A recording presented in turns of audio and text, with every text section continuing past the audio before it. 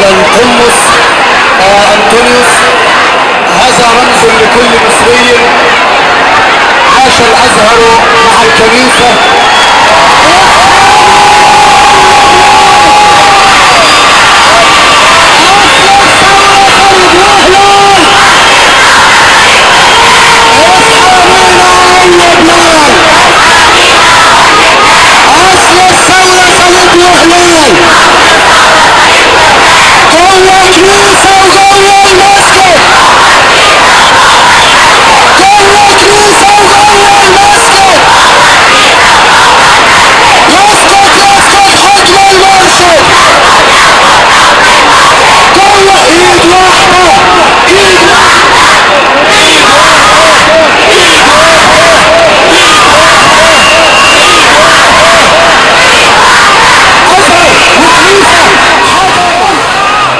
لما جم كانوا حاولوا يلعبوا على الخط بتاع مسلم ومسيحي، وان المسيحيين عايزين يمشوا المسلمين ومصر، والمسلمين يضطهدوا المسيحيين والكلام ده كله.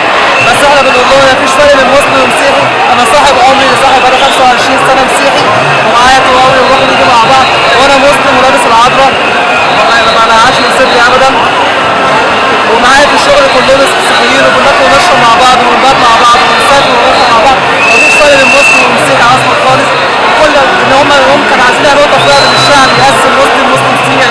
شيء المسيحيين عارفين قرآن. المسيحيين اللي انا اعرفهم كلهم بيحترموا الاسلام وبيحترمونا وبيعاملونا احسن معامله، واحنا كمان بنعمل احسن معامله. بنخش الكنائس عندهم بنعمل احسن معامله، وبنخش البيت عندهم بنعمل احسن معامله. مفيش اي فرق بيننا وبينهم خالص.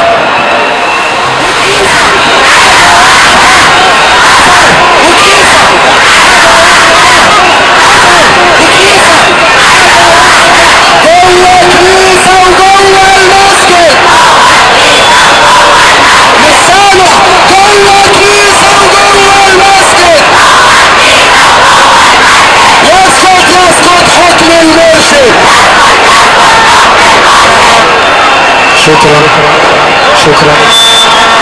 احنا مين؟ احنا مين؟